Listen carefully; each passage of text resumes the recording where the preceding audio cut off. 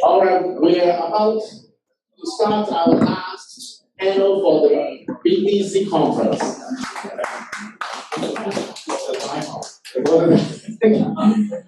Well, I can't think of a better way to close out our conference than to have Brian and Eugene, as well as Clayton. Up in Clayton's home. We're working on that. Okay. Clayton, you can see that his spirit is definitely want to be here, but he has some emergency that he's dealing with. But even that, he is calling in from the US. He's staying up late, so we really want to thank him for helping us out. So, without further ado, Brian, take it away. Okay, thank you. This is our last panel, so we'll make it fun and painless, of course. Those of you who don't know, I'm Ryan Barshaw. I'm the chapter secretary of the Bangkok chapter, and I'm joined today by two esteemed colleagues. We have to my left, Mr. Eugene Chow. Eugene is a seasoned practitioner based in Hong Kong, and remotely we have my other esteemed colleague, Mr. Clayton Cartwright, who has recently been very active, involved in the GMS. As both Eugene and Clayton are extremely well knowledgeable and versed in the field of renunciation, U.S. citizenship, and of course tax purposes, tax issues. So we're going to cover both those issues. And to do this last panel, we thought we would do a bit of a role-playing situation. So if we have Clayton here, good, okay. I'm going to play the role of an accidental American.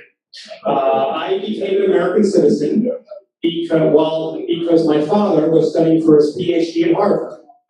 And I left the United States after my father got his PhD at Harvard. And I moved abroad to my country.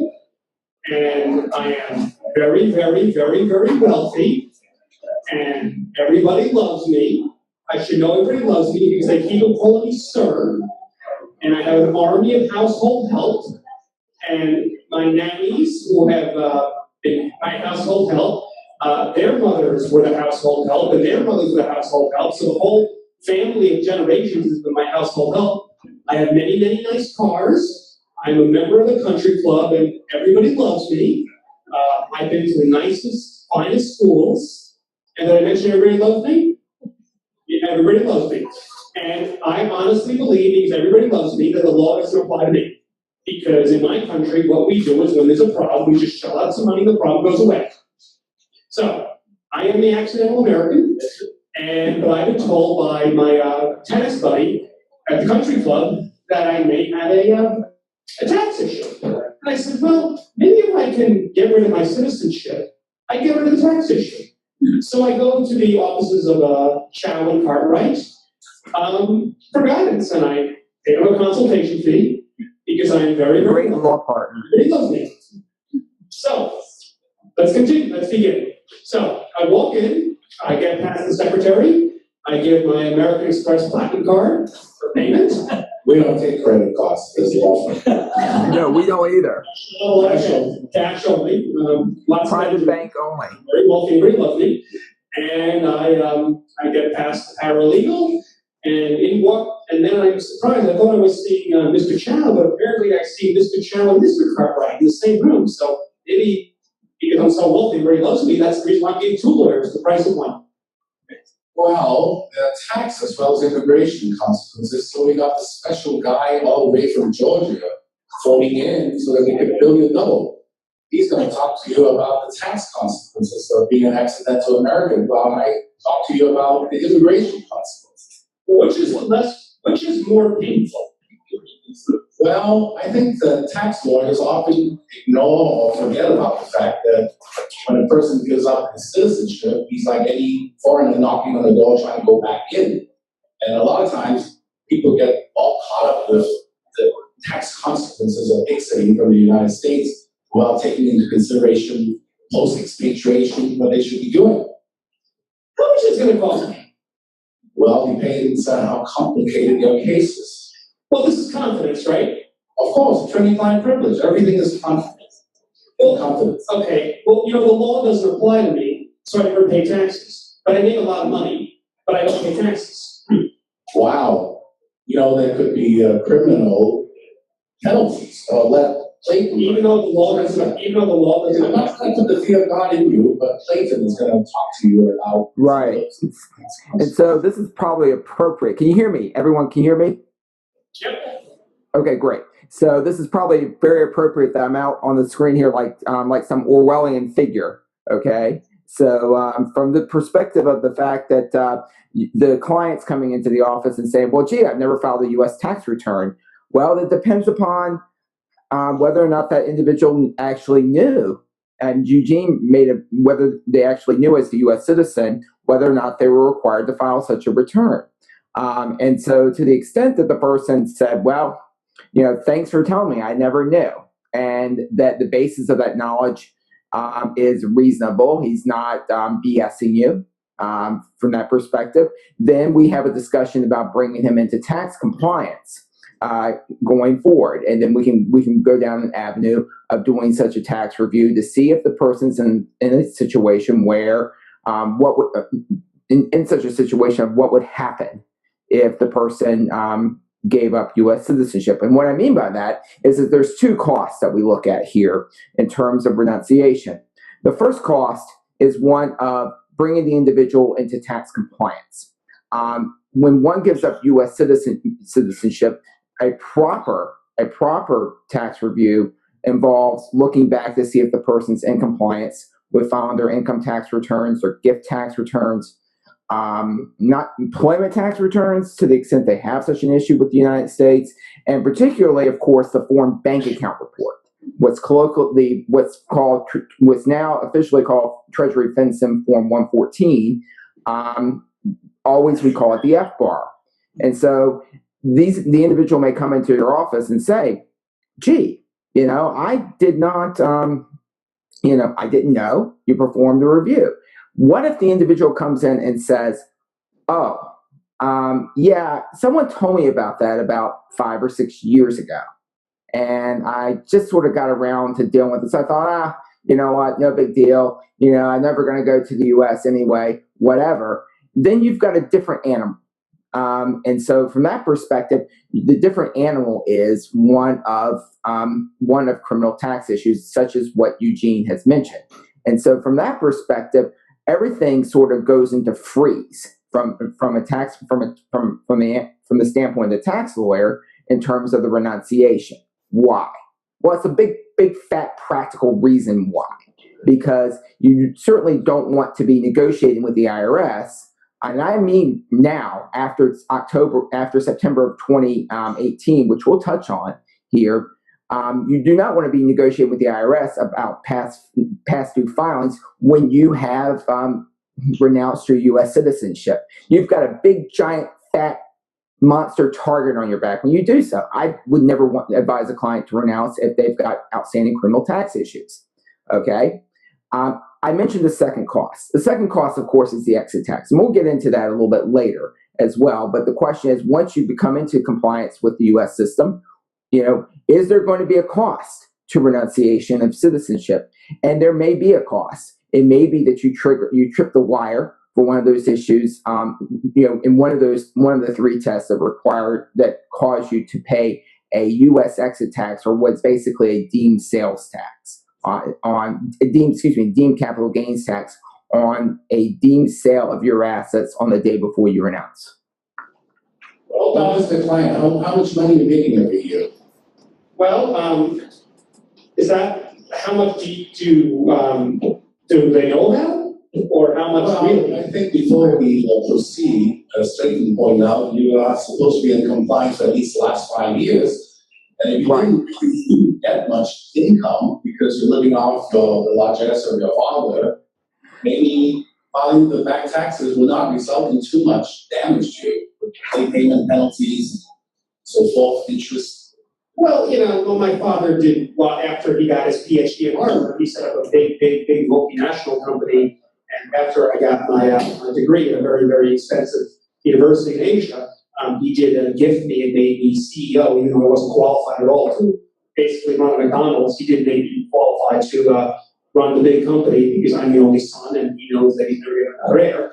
So he thought maybe he should gift it to me, which I didn't. He's gifted to me, and my salary is very high, and because, well, I don't really get a salary, I just take whatever I want for the piggy bank. What is your tax rate in your home country? I think it's 32%, if I'm not mistaken. Okay. Well, I think you've got to sit down with an accountant and work out what the damages are if you were to get back into compliance. But more importantly, have you been to the U.S.? Well, sure. I mean, my family still has a very, very, very nice apartment in Midtown Manhattan, and we have a house in Nantucket, and of course we have our home in Palm Beach, and we have another home in the area. So yes, we go there very often. So assuming we get you back into tax compliance, have you ever done anything that, as an American, you could be a triple axe murderer, you can get on a plane and get back into the United States. Ever get in trouble with Harvard, smoking dope, drinking? I don't remember. I had too much fun at Harvard. Well, actually, no, I remember I didn't study at Harvard. My father was studying his PhD at Harvard. I went to some really, really, really fancy schools outside the United States. Okay, so have you ever gotten in trouble with criminal authorities anywhere in the world? I think everybody knows about. I'm very wealthy, everybody loves me, and I can easily buy myself out of trouble. I've been doing it my whole life. Well, just remember this, that expatriation is something very serious, and before you decide to move ahead to anything else, you've got to think through whether you need that visa to get back into the United States in the future. Well, what would make me inadmissible? You mean just because I did something, and even though I bribed the police and they didn't file a charge against me, who's going to find out? Who's going to find out? We're living in the year 2018. Yes, you were dumb enough not to hire Eugene. That's what I do. Well, you have the privilege of being an American citizen and never filling in a visa application form. But when you fill in a visa application form, they ask you all kinds of things. Like what? Like, have you ever been a polygamist? Do you have HIV virus? The most important is a provision, 212A10E of the Immigration Act, that says that any former citizen of the United States who the Attorney General determines to have renounced citizenship for the purpose of tax avoidance shall be inadmissible to the United States. Now, the Attorney General's role has been taken over by the Department of Homeland Security. But, if you decide to move ahead and fill it up, and you want to go back to the United States, you're subject to review by a consular officer, something you've never gone through. You've got to fill in this very detailed application form, and you've got to be interviewed. And if you come in, waltzing in with your country club look and being arrogant, remember the consular officer is the judge, the jury, and the prosecutor. So 212A10E is often ignored by tax lawyers, but I can tell you from practicing overseas for the last 30-something years that it is an issue that comes up in consulates around the world. So in this situation, Ryan, if I may, this is a critical point, because Eugene and I have co-counseled on this point before, and that is the reason for what Eugene is referencing is the Reed Amendment. Is it goes back to 1996 when the Internal Revenue Code was in congruence with the INA, and there was a provision from 2006 up through 1996 up through 2008, where you could show, based upon you could show on the tax return that there was a presumed avoidance of U.S. taxation by loss of citizenship. That's gone away. Okay, that's gone away since the exit tax has been put in 2008. But just because it's gone away under the Internal Revenue Code, the loss of citizenship with what they call the principal purpose of the avoidance of tax doesn't mean it's filtered away from the consulate post. This is a critical point. There's things that we see at the consulate post. I've seen tax materials at the consulate post that are 15 years old that don't even mention the exit tax. It takes a while for the bad information to filter out through the system. And so if you don't have somebody like Eugene, I'm not saying that you have to have immigration counsel coach the individual, But I'll be darned if my client's going to go into a consulate post and say, "Well, why are you giving up U.S. citizenship?" Because I no longer want to pay U.S. income tax. I mean, that is the death knell to say something like that. Maybe at most they can say that it's too expensive for me to file U.S. income tax returns. Perhaps the transactional cost of maintaining my citizenship to a country where I no longer have my center of vital interest. Maybe that's about as close as you want to get. But tax is a dirty word when you walk in and renounce. And so you don't want to say it or do it. And there's no problem with that from a tax perspective. The exit tax kicks in whether or not you have what you can kick in, whether or not, regardless of what your intent is now. That's been since June 17th, 2008. And so that's something that we have to make sure that we counsel our clients on, and make sure, of course, many of our clients, like to do their own internet research, right? Even the rich ones do. And so from that perspective, we have to make sure that they're clear that, walking to a consulate and not saying tax, it doesn't mean anything that you're avoiding U.S. tax by doing so. The chips fall where they may with the exit tax. So let me ask you, Clayton and Eugene, if I give up my U.S. citizenship, is there really a chance I can be refused a tourist visa?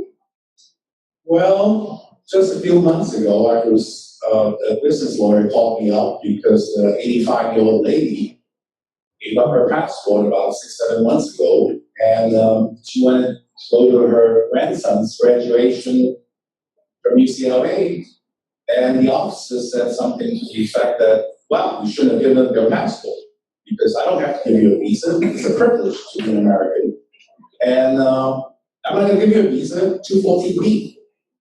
What's 214B? What is 214B? 214B is a presumption that anybody that applies for a visa, intends to have. It used to be that people that give up citizenship or green cards, they have the right to live and work in the United States. And once they give up that right, that's the best proof that they have no immigrant intent. But I heard there was some conference in Hong Kong with a bunch of consular officers, and they said that 214B isn't just about immigrant intent. It's that I don't like you. Well, not in those words. I don't think that consular officer said it. Right? I think that, the way you come in, I don't know. You're really going to act consistent with the tourist visa. Maybe you're going to have a wild time, smoke marijuana, party in the streets, drive sports cars. I don't think I want to give you a visa. 214B. You're not really a good faith business. Oh, come on, give me a chance. Well, this grandmother was told that come back, 214B isn't a lifetime bar. Come back and show us that you've got a home, you've got socioeconomic ties, you're going to abide by it. And this lady said that I haven't even been in the U.S. for 5 years. If it weren't for my grandson, I wouldn't even be getting a visa there. So, what would be the benefit then of giving up my citizenship? I just, I'm going to inherit a lot. I'm going to inherit my house in Nantucket, the house in Palm Beach, the penthouse. I'm going to inherit a lot. You're telling me that I could risk never ever staying one night in the penthouse, or in the house in Nantucket, the house in Palm Beach, or the yacht? Like, tell what the possible criminal consequences are in addition to being barred from the United States. What, for failure to file? Yeah, tax avoidance. Right.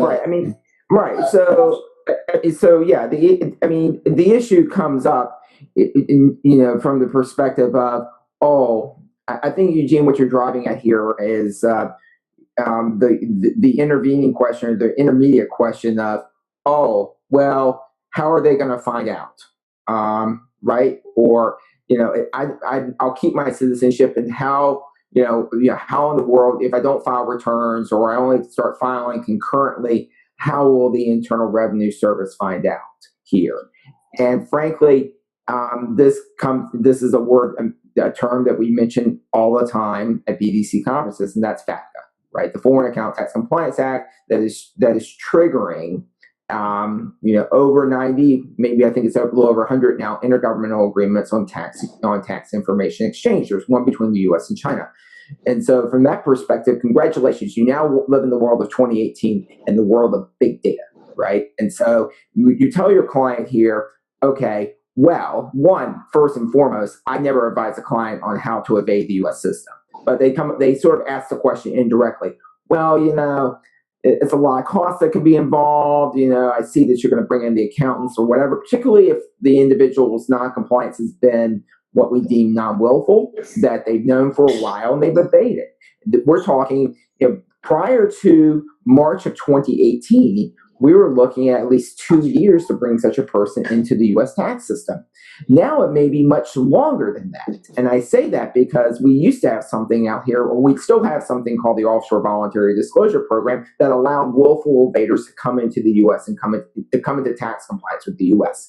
That system will be revoked effective September the 28th, 2018. Okay. And so if someone is willful, if their non-compliance is willful, oh, hello, Orwellian now. Because this is actually a critical point, it should be Orwellian. If someone is willful, it's a willful evader at that point, it's willful, hasn't filed tax returns or FRs or whatever they need to file here to bring themselves into compliance with the U.S. system, it's going to be, they're not going to have that ability to do so anymore. And even if the client says, okay, well, I'll wait till September to do this, or give me some time, frankly, the time is now. All the good law firms right now, I don't do offshore voluntary disclosure programs. I consider it criminal tax work. I'm a civil guy, okay? I'm a civil guy that operates under civility. So, but from that perspective here, the good law firms, the criminal firms that handle the work, they're booked up now. I mean, because one cannot just go to the IRS on September the 27th, 2018 and say, I want to file, here's my placeholder filing. No, you have to have a complete submission. The clock is ticking, right? So you're talking about telling somebody here, if you want to renounce, we're going to have to go in and negotiate a settlement with the IRS. We don't know how long that will take, and then we will discuss renunciation. And so from that perspective, the individual might say, I don't want to do that. Let them find me.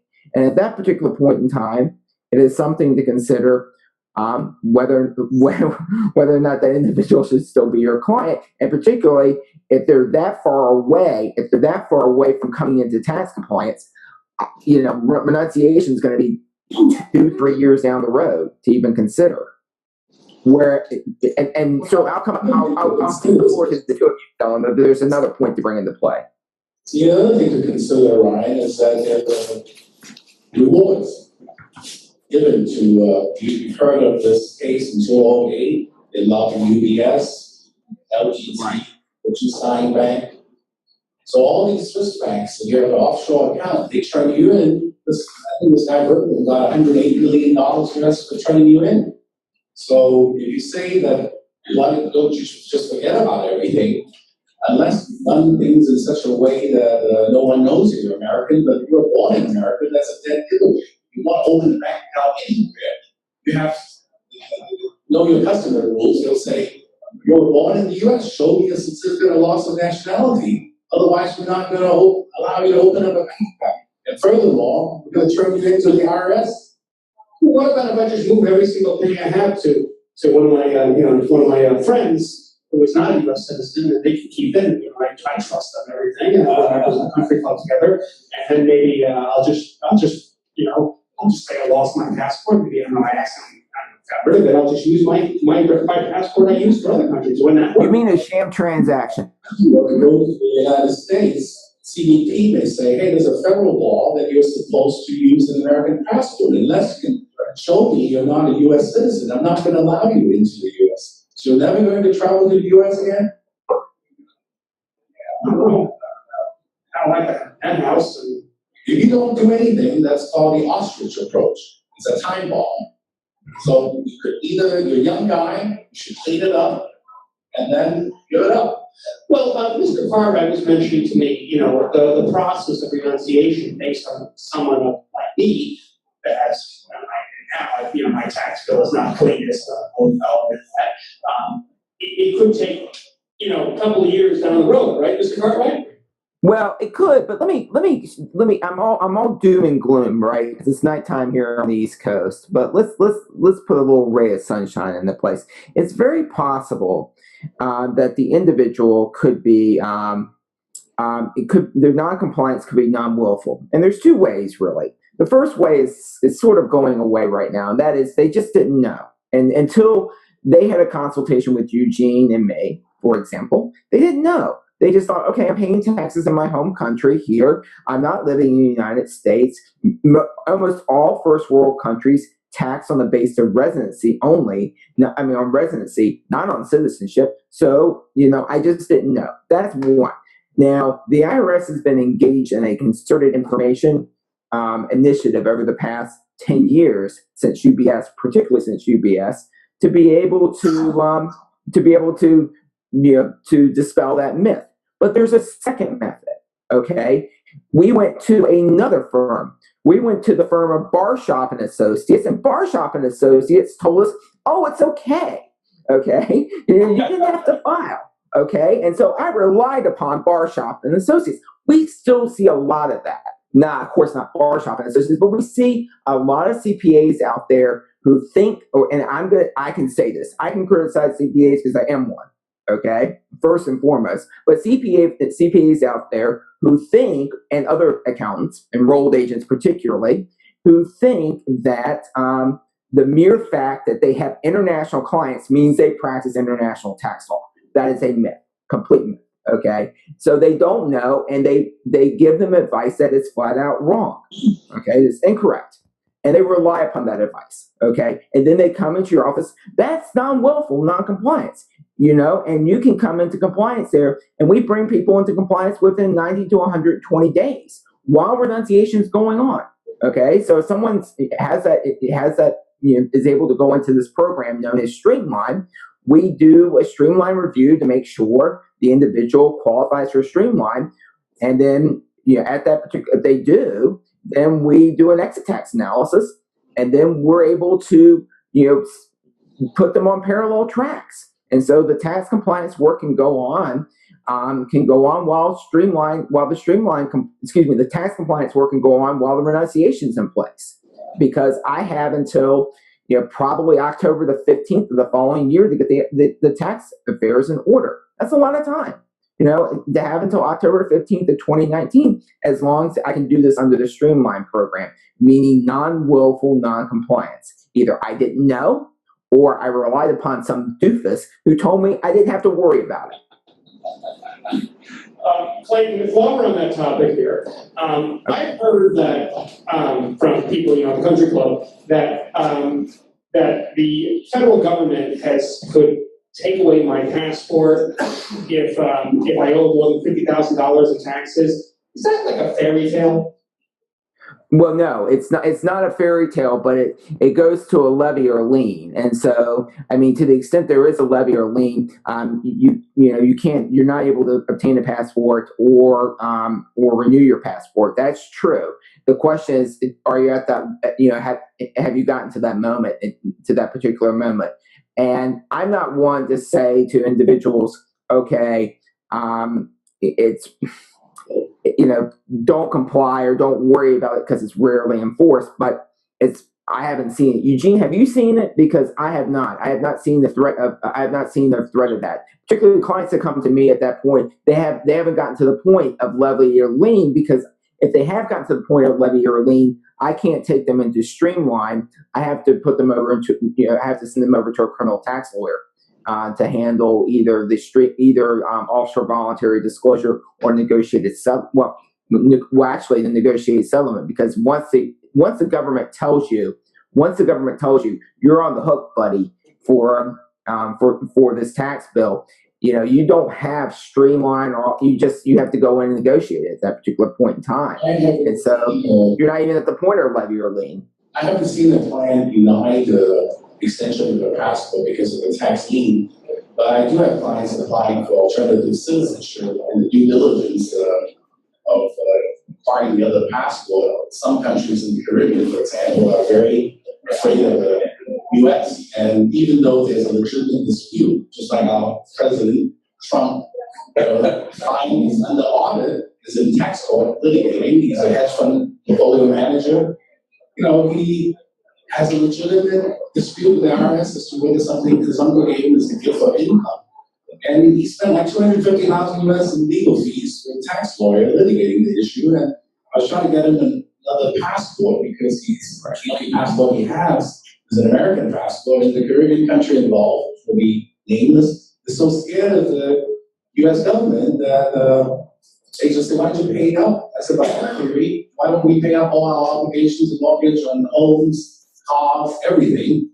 Because US does carry a big stick. And the fact that you give up that passport and rely on another country's passport, they may not even give you another passport.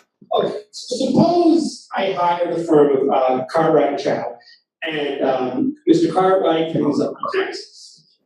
Makes it all nice, whatever the fees are, Mr. Cartwright, I'll pay. Although if you could take American Express, that'd be great, so I get points. Like that. But if you do clean up the taxes, let's just say my tax bill is clean, and you give me the go-ahead, I can, everything good, go. And then I continue to retain the firm of Cartwright and Chow to get rid of my citizenship, because I don't feel like I want to be an American. What would the process be, Eugene, to formally terminate my U.S. citizenship? Well, different consulates work differently, and I think you have to pick your consulate. There is an advisory opinion from Ed Battencourt, he is now retired, that said that you can go to any consulate anywhere in the world, subject to workload constraints, to give up your passport. But some consulates are not as friendly as others. Right. You have to fill in a lot of State Department mandated forms, and then you will be interviewed by a consular officer. And just like buying a refrigerator or some consumer good, you have a few weeks to think it over, reflect upon it, and then come back in again. And if you still want to go ahead with it, you'll be given an oath of renunciation. They'll write up a report, and then they'll send it in to the State Department, and depending on the post, some posts, like, somebody contacted me from Manila, it was like a year, they didn't get anything back. Other posts are very efficient. 2-3 months, you'll get a certificate of loss of nationality, retroactive to the date that you took that oath, and you're no longer an American.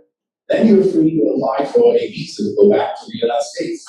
But suppose I have a passport from a visa waiver country. Do I just fill out an ESTA, or do I still apply for a B-1B2?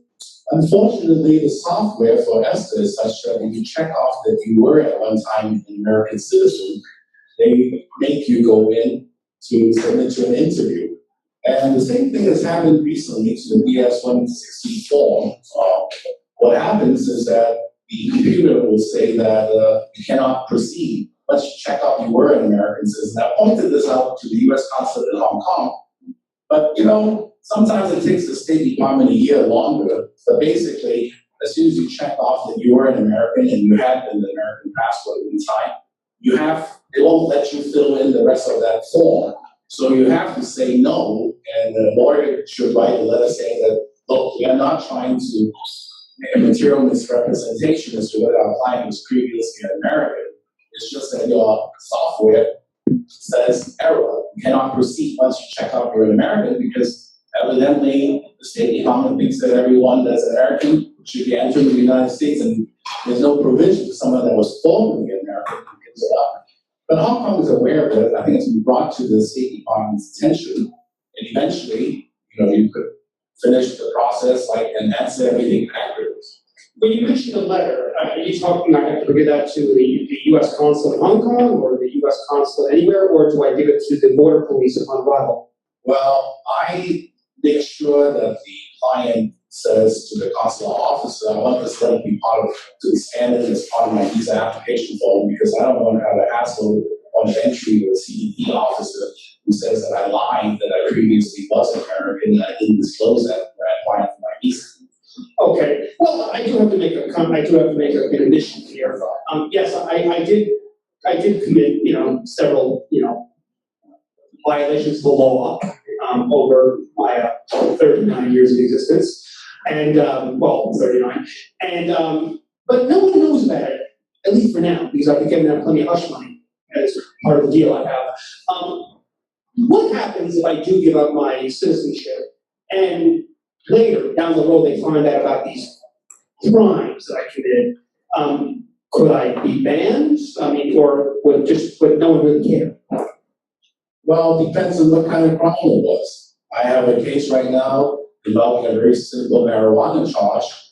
And, if you're an American, as I said, you could be a triple X murderer. But, if you're a foreigner knocking on the door, you could be a prominent lawyer, barrister, you could be listed company director. Your indiscretions, the use case, come back and haunt you. Okay. So I'll think about it right now. One thing I want to add here too. I mean, I want to just backtrack for a second here about a point that Eugene made, and we're talking about we're going to talk about in terms of venue. I mean, some countries do not allow for dual nationality. Okay, and then if the individual finds out that they're an accident, I think Indonesia, for example, is one. If you find out that you're actually, this is a live example of a case I had a few years ago, where we actually considered trying to go into Hong Kong because the client did not want to walk into the U.S. Embassy in Indonesia and give up their citizenship because they didn't want to be seen in broad daylight doing so. I mean, strange enough as it is, they didn't want that to happen. And so eventually we convinced the client to go ahead and do that. It wasn't worth the transactional cost or anything like the sort. But keep that in mind that there are also home country concerns that we have to deal with. The other one is the issue of statelessness, right? I mean, this is an issue that I know our colleague Richard Goldstein, for example, who couldn't make it here. I mean, he preaches a lot about this. I agree with him. I mean, technically, you can become stateless, under the fan. But you try going to a U.S. embassy and try to become, and try to give up your U.S. citizenship and become stateless. It's not going to happen. They're not going to receive you. I mean, we ask this question. I go around and speak a lot with the RDC, a lot with BDC, and you don't get. Generally, the answer is no. And so many times we have to, deal with it to the extent that the individual is moving to another country. We have to make sure that that the naturalization process is happening in the other country, right? To the extent that the embassy is satisfied to allow for the renunciation to prevent statelessness. There's a Board of Immigration Appeals decision that says that the U.S. is not a signatory to the UN protocol against statelessness.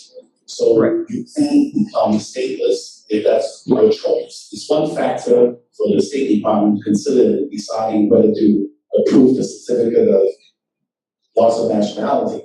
But that said, we had a battle in Hong Kong because, again, it depends on who the American Citizen Services Section Chief is, whether you can convince that person that you're right on the law, and whether they want to send it back to the visa office for their advisory opinion.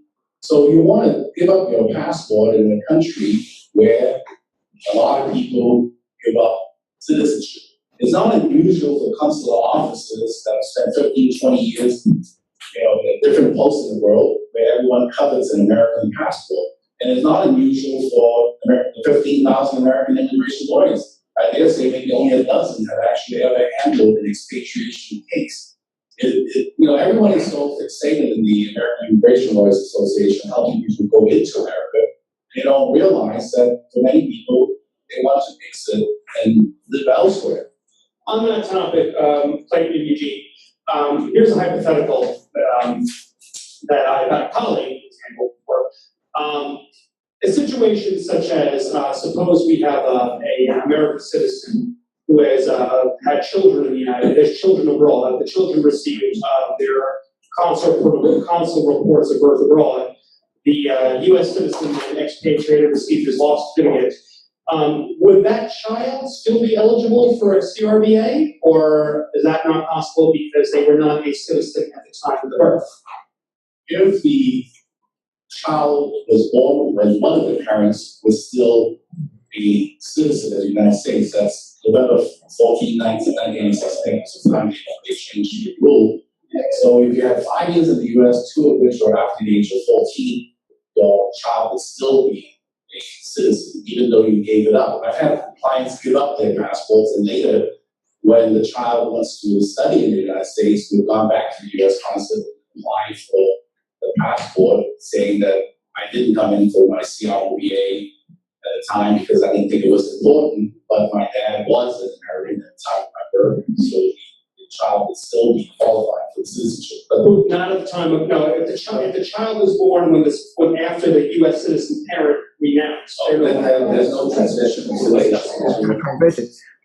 But Ryan, I mean, you raise a very critical point here, one that we see often, and that is that when we're dealing with a child, and it comes up, of course, in the context of a child of wealth, and that is, when is the child subject to worldwide taxation on their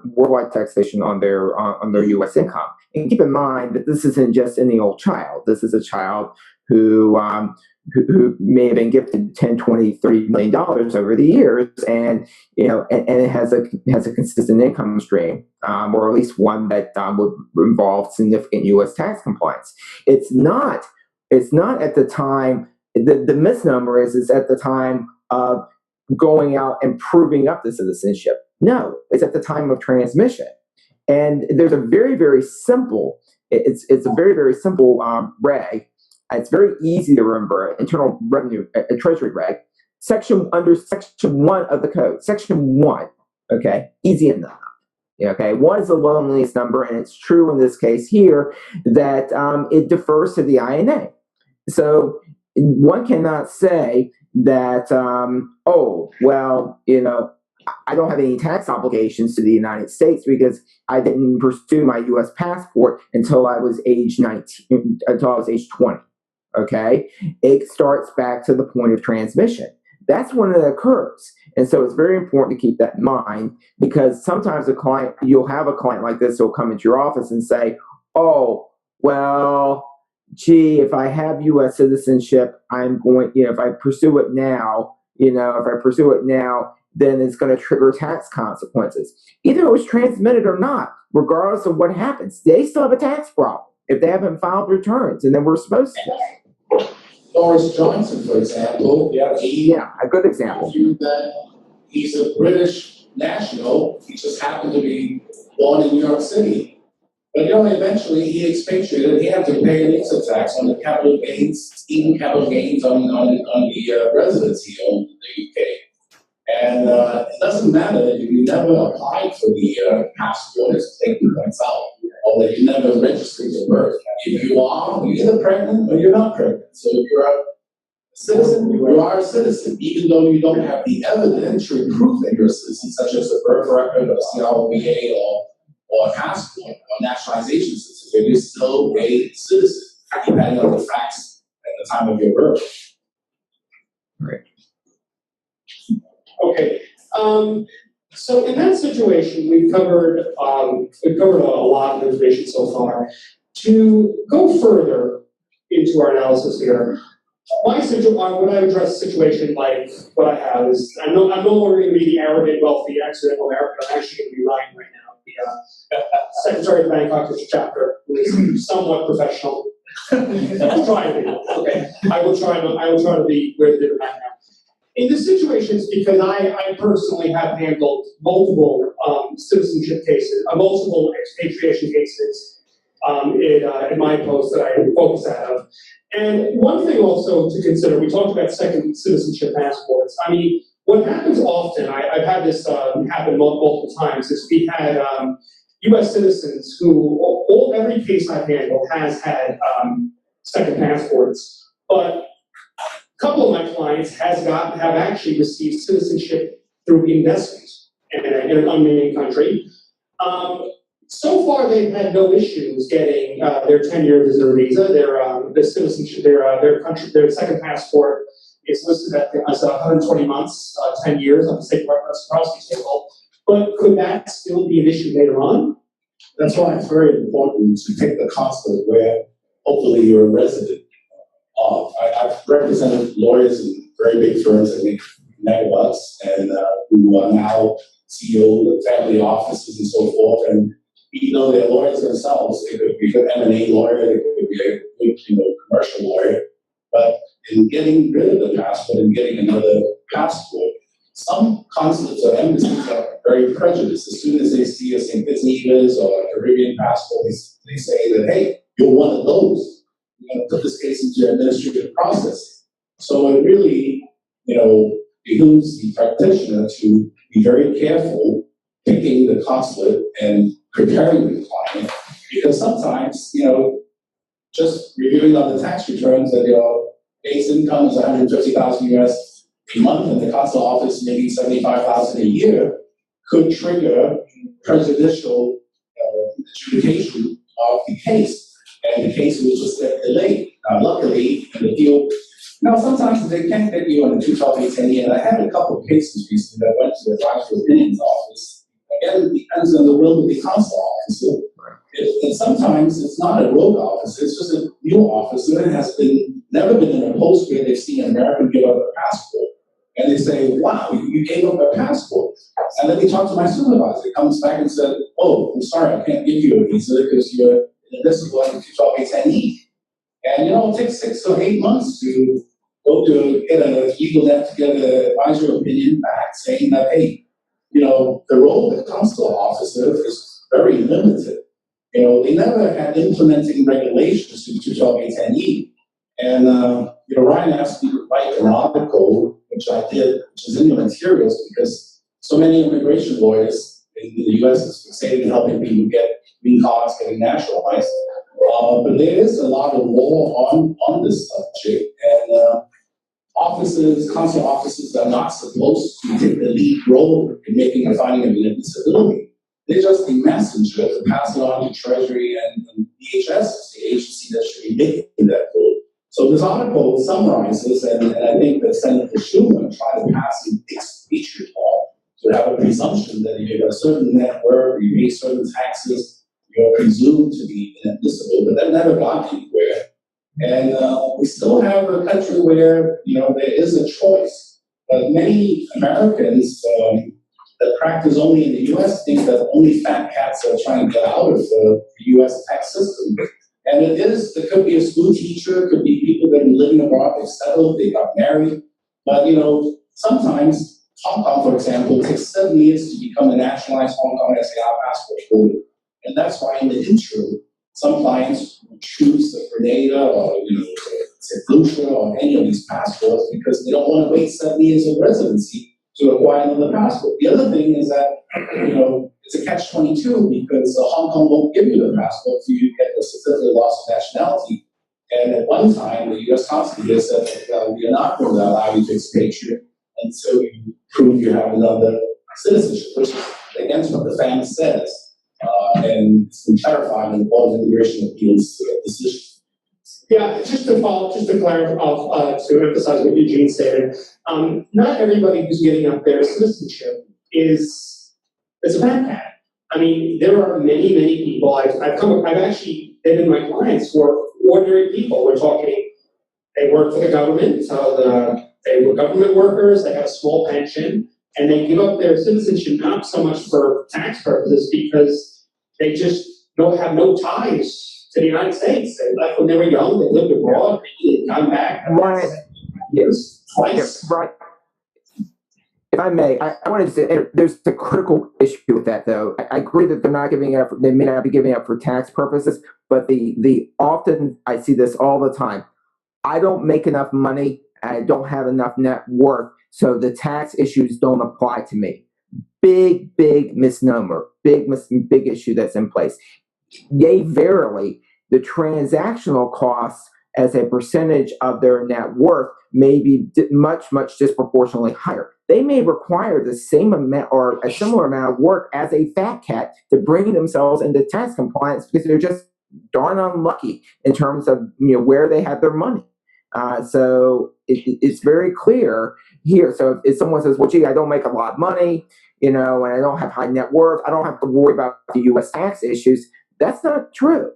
And that's from a practical standpoint, from a practice management standpoint, that's a very difficult position. It can be a difficult position to be in as an advisor on expatriation to tell you, no, there's no de minimis rules. I mean, there are certain rules to trigger the exit tax, but bringing yourself into compliance, you may be paying. You may be paying a significant amount of money compared to your income to bring yourself into compliance, and that's a very hard spot for that person to be in. Oh, Clayton, also just to emphasize that, I mean, I understand, but there are people who are given citizenship. Nothing. I mean, yes, the tax, the financial consequences do not go away, but there are people who are giving it up just because they have no ties. I mean, for whatever reason. Agreed. But when if you're going to process that and you don't advise them on the tax issues, and for whatever reason, that pops up, there's a tax issue, then you are going to then you're going to run into. I think we're running close to time, right? So I'm just making this point. They could potentially come back to you and say, "You didn't advise me, pal, about the tax issues." Okay, and so just keep that in mind for whatever reason, because because they're inherited money, you've got other issues that pop into place. So you don't want that to happen either. Okay, I think we're back. Okay, yep. 5 minutes. Okay. Okay, so thank you, Clayton, on that. Eugene, you anything to add? Well, I could, we can do a show of hands. We want to take 5 minutes. We want to adjourn. All in favor of 5 minutes?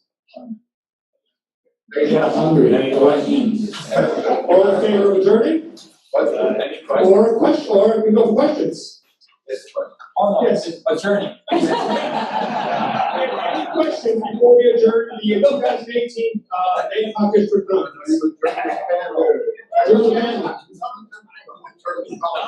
Any other questions before I adjourn the panel? All in favor of adjourning the panel? Aye.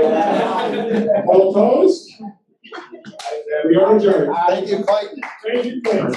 Thank you for the dispensation, everyone. I really appreciate it. Thanks for allowing me to participate via this remote access. Very much appreciate it.